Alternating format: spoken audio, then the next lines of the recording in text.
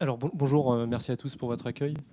La formation chez Valeo est structurée de façon, sans surprise, assez traditionnelle. Vous voyez, la tradition, c'est la cravate verte. On suit les traditions, la tradition est importante. Très Euh, bon pour la marque employeur, hein. ah, peut-être.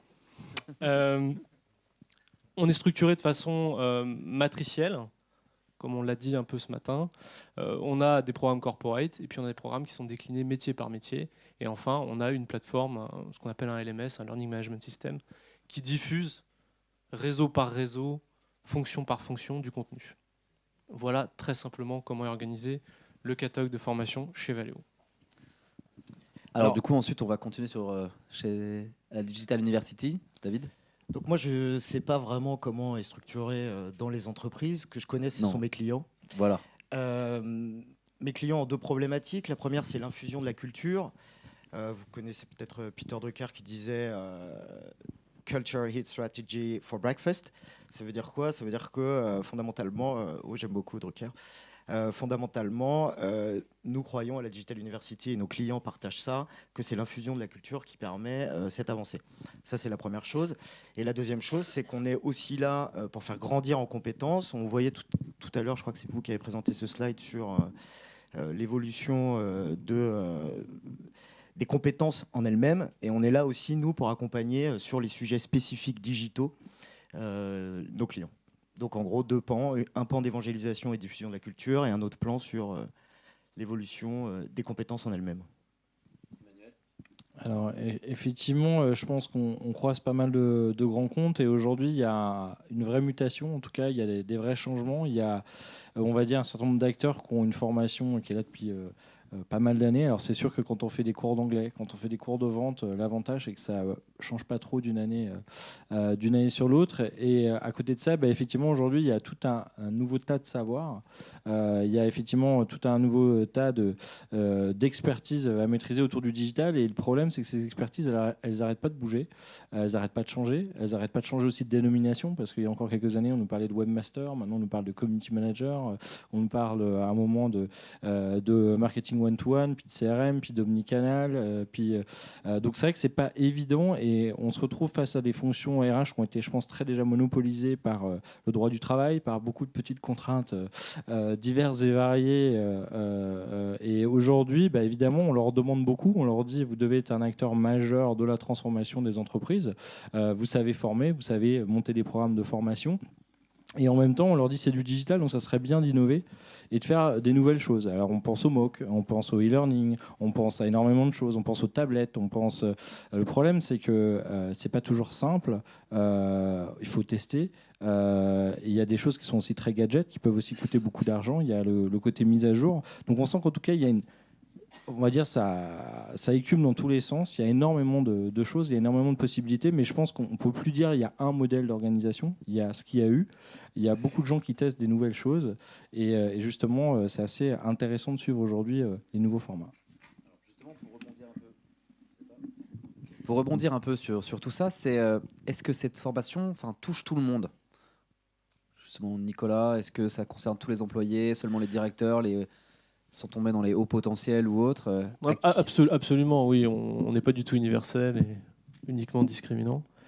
D'ailleurs, on n'a pas de Digital Academy à proprement parler.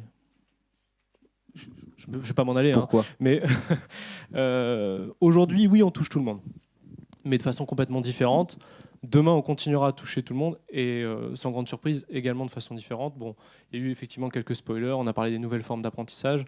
Donc Valeo investit pas mal là-dessus. Aujourd'hui, le groupe, c'est à peu près 76 000 collaborateurs dans plus de 30 pays, avec notamment beaucoup d'opérateurs. Donc le digital learning, c'est pas facile à adresser parce que par définition, si on travaille à distance, ils n'ont pas les ressources, à moins d'aller dans un centre, une salle de e-learning, comme on appelle ça, mais peut-être que ça changera de nom un jour, sur leur usine. Assez technique. Il faut les libérer, il faut les sortir d'un outil de production qui tourne 24 heures sur 24, avec des cadences que vous connaissez ou vous pouvez imaginer. Donc c'est très difficile aujourd'hui de former tout le monde à une formation digitale. En revanche, on a d'autres dispositifs. Dès l'entrée, chaque collaborateur dispose d'un parcours d'intégration spécifique en fonction de ses besoins. Et donc oui, on touche tous nos collaborateurs, et c'est un des axes du groupe. D'accord. Alors, vous parliez tout à l'heure en disant tout le monde, il n'y a pas de Digital Academy. C'est pas très grave, on vous en veut pas. Dans l'idée, on parle beaucoup justement des nouvelles compétences digitales. Est-ce qu'on parle aussi d'acculturation digitale, cette façon d'infuser qui a été dit tout à l'heure, de dire est-ce que tous les employés à un moment vont passer sur des compétences digitales? Et comment vous les accompagnez? Et ensuite, du coup, on demandera comment Emmanuel et David accompagnent également. Pour le coup, votre question est tout à fait pertinente. Merci. Mais elle s'inscrit dans une perspective qui est aujourd'hui assez indéterminée. Donc oui, alors, et ça c'est un travail qui a été initié de manière assez récente, pour être totalement honnête avec vous, puisque Guillaume Roseau, qui est présent également aujourd'hui, que vous avez vu en première partie de matinée, a fait un travail d'évangélisation, je vais reprendre ce mot, auprès du top management de Valeo pour les faire travailler sur leur profil LinkedIn, leur faire comprendre l'impact qu'ils pouvaient avoir et comment ils devaient réagir et brander un peu le groupe. Guillaume est également intervenu en convention RH, donc on travaille beaucoup avec le réseau RH sur le terrain, puisque finalement, une réalité qui est présentée aujourd'hui en France, au siège de Valeo ou dans un site de production à Châtellerault, n'est pas la même que celle d'un site comme Wuhan en Chine ou de Seymour dans l'Indiana aux États-Unis. Il n'y a pas une réalité. Donc on a besoin de nos RH pour dupliquer et multiplier, on va dire, cette culture du digital. Et effectivement, aujourd'hui, toutes les académies métiers, donc sont les transverses dont je parlais tout à l'heure, sont en phase de réflexion pour dire comment on peut utiliser et mettre à profit les réseaux sociaux dans notre métier. Alors, instinctivement, on pense au sales, au marketing. Les RH, on a pris effectivement le pli aussi, et on doit être vecteur du changement, donc c'est très important. Là où c'est beaucoup plus, on va dire, difficile à mettre en route, c'est qu'est-ce que vous voulez donner comme message, par exemple, à des opérateurs.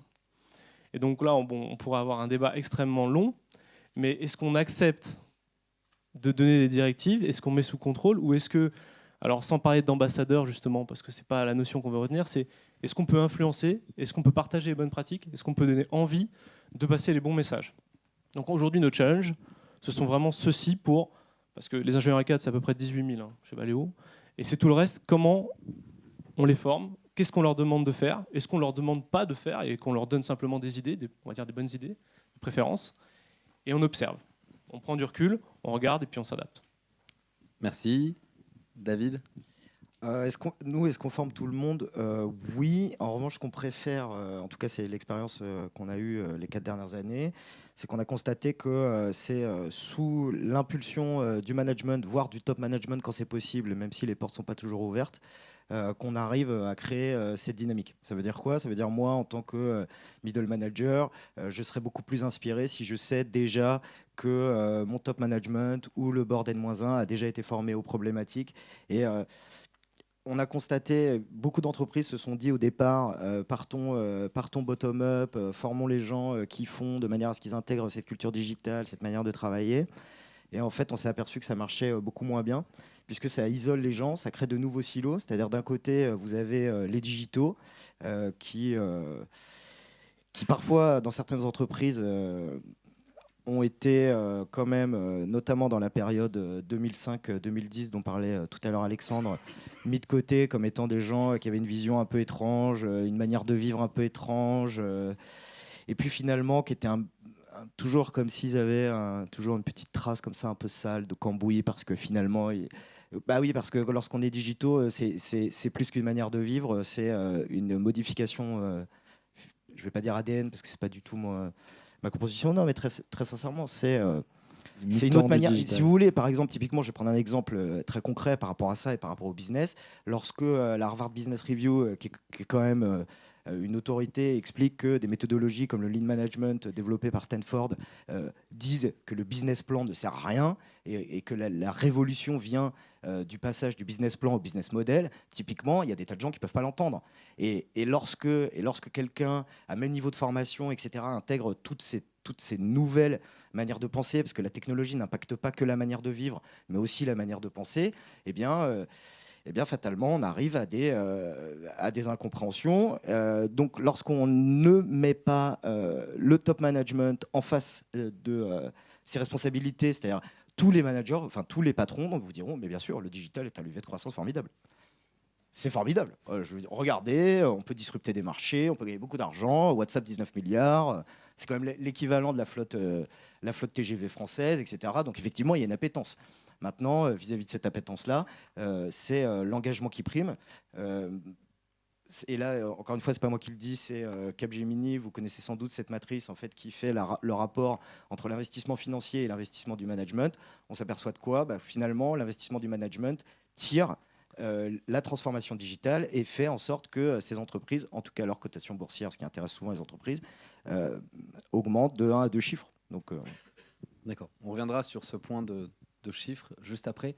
Emmanuel, au Hub, il y a eu une mise en place sur une roadmap sur la partie transformation. Et quelle est la place, j'allais dire, de la culturation digitale ou de la formation en tant que telle ? Je pense que ce qui est important, c'est déjà la formation. Oui, il y a des problèmes de formation depuis longtemps, mais si on est dans une logique de transformation digitale, je ne sais pas si on peut récupérer un ou deux schémas, c'est quelque chose qui doit s'intégrer dans une vraie politique de transformation. Donc, ce n'est pas le tout de dire, tiens, aujourd'hui, on va leur remettre un Digital Day une fois dans l'année parce que ça serait pas mal, c'est un peu le sujet du jour, ou un Big Data Day ou un CRM Day, parce que c'est effectivement, je pense qu'il y a eu une époque où le digital, c'était le métier de certains experts dans l'entreprise. Aujourd'hui, on voit bien toutes les fonctions qui sont touchées. Effectivement, même le management est en train de se rendre compte que c'est plus qu'un problème de com ou de marketing. C'est les Uber, c'est les Airbnb qui viennent disrupter votre chaîne de valeur, qui viennent innover, qui viennent, secouer les choses, et qu'effectivement, demain, c'est tout le monde qui doit être capable, de comprendre ce qui se passe. Donc, soit ne pas être, des freins au changement. Donc là, on a effectivement tous les salariés qui doivent quand même comprendre un tout petit peu c'est quoi le nouveau contexte, c'est quoi le consommateur connecté, c'est quoi ces nouveaux acteurs, les pure players, les startups qui viennent nous challenger, qui fonctionnent différemment, qui ont une autre culture. Et donc ça, si on leur explique pas,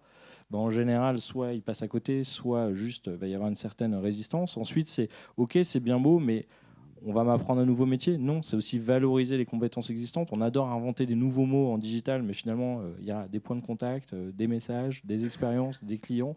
Après, évidemment, il y a des nouvelles opportunités pour le faire un peu différemment, mais je pense qu'aussi, c'est rassurer les gens en disant tout ce que vous avez appris, c'est pas poubelle. Et là, je pense à certains exemples de reverse mentoring où on a, oui, des digitaux qui aident les gens un peu plus traditionnels à comprendre le digital, mais à l'inverse, les gens plus traditionnels expliquent un peu c'est quoi une plateforme de marque, c'est quoi la politique interne de l'entreprise. Donc, c'est valoriser les gens, c'est pas la guerre des générations derrière. Et puis après, il faut trouver les bons formats. C'est sûr qu'il y a des logiques économiques. Si on doit former 500, 1000, 10 000, 20 000 personnes, on va forcément devoir faire un peu plus de e-learning, un peu plus de MOOC. On voit mal former 10 par 10 autant de gens. Et en même temps, sur des COMEX, sur des décideurs, peut-être que là, on peut être sur des sessions de coaching d'une demi-heure, 40 minutes. C'est des gens très intelligents. Il faut juste leur expliquer un tout petit peu les nouvelles choses, les nouveaux concepts. Donc, je pense qu'il y a énormément à faire. C'est pas toujours évident. La seule chose, c'est que je pense souvent on sous-estime, quand on parle de digital, le nombre de sujets qu'il y a derrière. Les gens retrouvent toutes les fonctions de l'entreprise, de la logistique au RH, en passant par le marketing, la com ou le reste, mais c'est aussi le CRM, la data, la publicité, l'achat média, la création de sites, la user experience, la mobilité. Donc souvent aussi, le sujet, on se dit, tiens, alors faire une formation, une journée, ça va être réglé. Mais finalement, c'est aussi beaucoup de sujets très variés qui n'arrêtent pas, eux aussi, d'évoluer. Donc là, il y a un vrai boulot au niveau des RH. Et quel type de sujet va être abordé par quel type de niveau et avec quelle complexité derrière pour les aider dans leur job. Merci. Alors, je vais rebondir sur une question qui ne va pas venir de la salle, mais qui taraude un peu tout le monde. L'histoire du coût. Est-ce que ça coûte cher de former tout le monde ? Est-ce que c'est du court terme, du moyen terme ? Comment ça marche, toute cette partie, tout ce coût, ce retour sur investissement de la formation ? Alors, juste pour nuancer tout de suite, comme je l'ai dit, aujourd'hui, on n'a rien déployé dans le dur qui forme, on va dire, au digital. On n'a fait que des choses qui étaient sur étagère ou grâce à l'expertise des personnes en interne. Toutefois, j'y pense seulement maintenant, donc c'est en pure improvisation. Ça fait à peu près 12 ans que le groupe fait du e-learning. Pas avec des débuts très fracassants, très honnêtement. Mais nos plus belles réussites, on les a faites seulement ces 4 dernières années, en toute modestie. Par contre, on déploie avec beaucoup de force. Typiquement sur des sujets comme qui n'ont rien à voir avec le digital en propre, mais sur des formations e-learning brutes, on a formé plus de 17 000 ingénieurs et cadres en 3 mois, à l'équivalent d'environ 50 minutes de formation, sur des sujets anti-corruption, antitrust, qui passionnent évidemment tout le monde partout. Le matin en se rasant. Exactement. Donc c'était un peu un tour de force. Aujourd'hui, on se sent plus que jamais en confiance pour déployer des dispositifs de ce type. Après, sur le calcul du ROI, je ne peux pas vous parler des coûts, très sincèrement.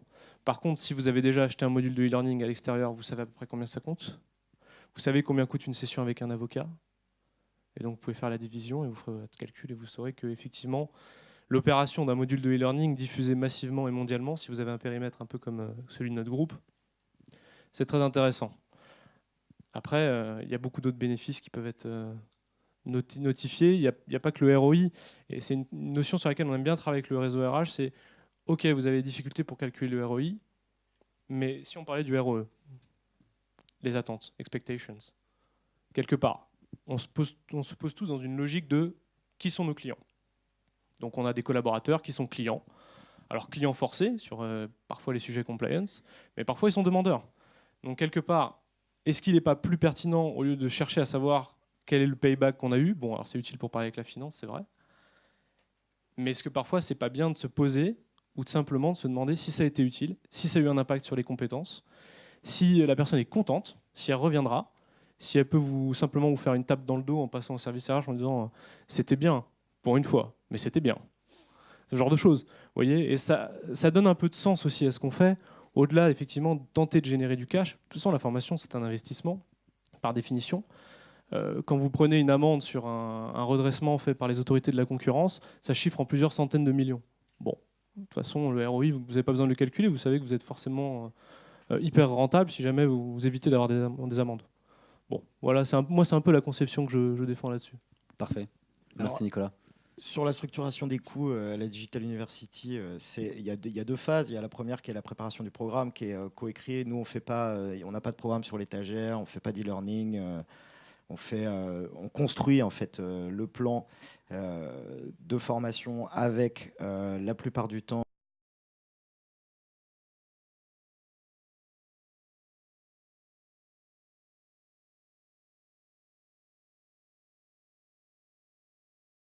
on forme prise internationale. Résultat, on travaille en collaboration dans différents pays avec différents avocats. Fatalement, les coûts vont être plus chers que si on est sur une notion simple d'évangélisation. Donc la première partie, c'est la préparation. Et la deuxième partie, c'est le fait de délivrer. Alors voilà, par exemple, pour reprendre l'exemple de l'avocat, si l'avocat est extrêmement cher, évidemment, il y aura un impact. Si l'avocat fait un effort parce qu'il a envie de participer, parce qu'il a envie de connaître l'entreprise, parce qu'il y a aussi une logique d'échange. C'est-à-dire qu'il y a des intervenants qui ne souhaitent pas être rémunérés parce qu'ils sont là aussi pour faire avancer la chose. Ça, c'est sur la structuration des coûts. Après, sur est-ce que c'est cher au final, est-ce que c'est pas cher de perdre les talents, est-ce que c'est pas cher, voilà. Et après, il y a la question de la performance. C'est-à-dire que si j'arrive à trouver un modèle disruptif qui m'évite de racheter une start-up par la suite et ou de pouvoir contrer un concurrent, ça peut rapporter énormément. Merci David. Emmanuel? Alors deux choses, je pense qu'il y a le côté effectivement non chiffré. Aujourd'hui, on voit bien la difficulté de juste trouver des compétences. Enfin, aujourd'hui, il y a plein de nouvelles écoles. Je crois qu'il y a SubDeweb, par exemple, qui enfin fournit des gens prêts à l'emploi. On a récupéré dans l'équipe qui connaissent pas juste la com, Sciences Po, HEC, mais qui sont capables de vraiment connaître le digital avant même de mettre les pieds en entreprise. Donc c'est super, mais enfin les promos, elles sont toutes petites et il y a plein de gens qui veulent les étudiants comme ça. Donc c'est quand même un peu plus simple de reformer les gens qui sont déjà dans l'entreprise, qui la connaissent bien, qui sont d'ailleurs souvent très performants, mais qui ne connaissent pas forcément ces nouveaux outils-là. C'est effectivement aussi les fidéliser. On voit bien qu'aujourd'hui, ils choisissent un manager, choisissent un projet. Donc, faites-les un peu rêver, montrez que vous travaillez leur employabilité, que vous les aidez à être toujours, on va dire, compétents dans leur zone de... voilà. Après, il y a un moment, moi, je veux bien rester sur les généralités, mais on va parler concrètement un peu d'argent. Voilà, je pense que c'est important aujourd'hui, quand on travaille avec pas mal de sociétés, enfin, voilà, on va dire une journée de session, Clairement, sur l'intrant, on va plutôt être entre 300, 400, 500 euros maximum pour une personne. Quand ça va être des gens qui vont rejoindre des formations externes multi-entreprises, on voit bien les tarifs aujourd'hui, entre 800 et 1000 euros. Un Digital Day, clairement créé ad hoc avec 2, 3, 4 speakers, on va être entre 8 et 12 000 euros. Enfin, il y a un moment, on peut se dire les chiffres, enfin, c'est à peu près ce qui se fait. Évidemment, plus on va ajouter de la complexité, typiquement de l'international, où là, il va falloir on fait un déploiement monde pour une grande marque. Typiquement, on va dire le Brésil, les États-Unis, c'est 20% de personnalisation, d'adaptation, de localisation des chiffres, des cas, des exemples, des pratiques. La Russie, on va plutôt être à 40-50%, le Moyen-Orient 40-50%, et l'Asie, par exemple, on a plus de 70-80% de localisation parce que les pratiques ne sont pas du tout les mêmes. Donc là aussi, ça dépend, tout ce boulot d'accompagnement, de préparation, d'ingénierie, de coordination. Et puis plus on va ajouter du multimédia, typiquement de la vidéo, des quiz un peu sophistiqués, plus ça va créer un coût de création. Et le problème du digital, c'est ce que je disais, c'est que ça change très vite. Donc plus on va devoir mettre à jour des modules les plus multimédia et les plus sophistiqués complets, plus ça va coûter cher. Plus on va devoir traduire, localiser, plus ça va coûter cher. Donc aujourd'hui, effectivement, les solutions se simplifient, se démocratisent, mais voilà, il y a un investissement à mettre. Merci beaucoup. Merci messieurs. David Roux, Nicolas Combet-Merel, Emmanuel Vivier. Merci.